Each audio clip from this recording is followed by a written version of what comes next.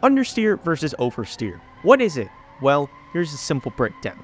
Understeer is when you're driving along, you make a turn for the corner, the car doesn't go around the corner, but straight, and you die.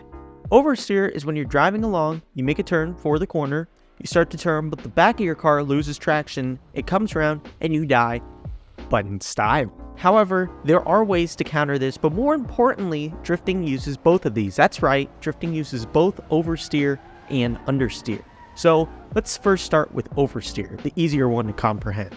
So the way you get oversteer is by A, having too much throttle too early in a corner, causing your car to slide, or B, lifting off the throttle mid-corner, causing lift oversteer. And you can avoid it by making sure your revs aren't too high and having a good exit and entry speed into a corner. But this is a drifting channel. We don't do that normal racing stuff. We go sideways. So let's get into some drifting. When you initiate into a drift using either a clutch kick, scanny flick, handbrake pull, or all of the above, your car goes into oversteer. But instead of spinning out and dying, we apply throttle and countersteer, which is feeding the wheel with additional steering input in order to control and prolong the slide. And not to make this a science fair, but we will mention this, we use Isaac Newton's first law, otherwise known as the law of inertia. Or when you overcome the friction of your tires and you begin to slide, the inertia momentum is still there. So with added counter steer and throttle input, you drift sideways, carrying your momentum into a slide. But as I said before, we won't make this a science fair project.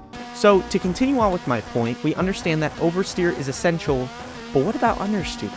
Well, understeer is when the front tires lose grip due to excessive speed or braking too hard, locking the front wheels and not turning. So, of course, the easiest way to avoid this problem is by slowing down.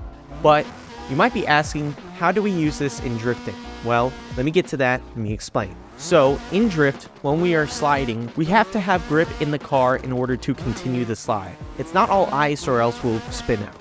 So we use throttle as previously mentioned, and what this does is cause oversteer because we are losing traction of the rear wheels, the definition of oversteer. But with understeer, there's two main ways to get it and use it when we are drifting. Number one, toe setup. Toe setup is the inward or outward adjustment to your wheels, and in this case, we're talking about inward positioning of the rear wheels. Now, why is this such a phenomenon? In professional drifting, people add toe to get more forward bite or to propel the car forward. And if you get rid of toe, it adds more side bite to your tires. That's essentially the very gist of it. And once again, we don't want to make this a science fair project. But what if I told you that you can add so much toe into the car, it begins to understeer? You see, toe is useful in drifting when you apply throttle.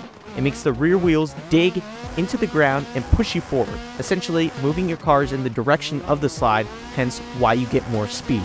But if you add a lot of toe, and I mean a lot, as in 2 degrees plus of toe, your car will have so much grip in the rear, it'll be undrivable and it'll begin to understeer. So when adding toe into your car, have it in moderation, because if you add too much, you start to drive a little shallow, or you could drive straight into the wall.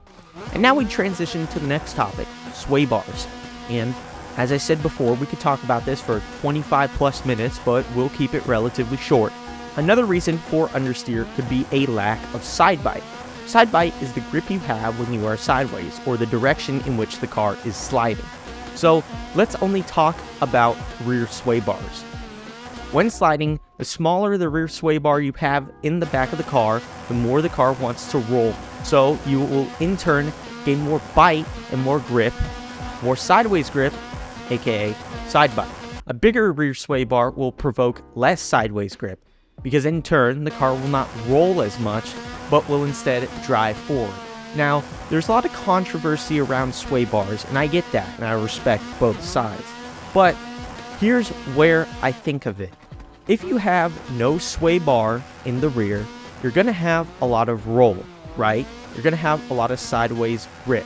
However, the more realistic case is the rear will lean too much and cause your car to reduce angle, and in turn might cause you to straighten out and have, a bad time. So one way to solve this problem is by putting a larger rear bar in. to offset the roll of the car.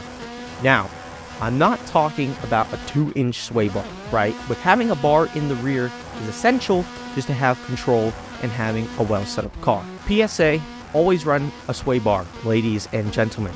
Unless you don't, then I don't want to argue with you. Go ahead and keep doing it. I'm not your mom. So, in summary, my 2 points today is too much toe and too small of a sway bar to make you have a really bad day. I hope you guys enjoyed this video. I hope it brought some value to your day. I know I could have gone into way more detail, but I didn't want this to be a 30 to 45 minute video. With that said, be sure to like and subscribe, and I will see you all next week for some more sim racing content.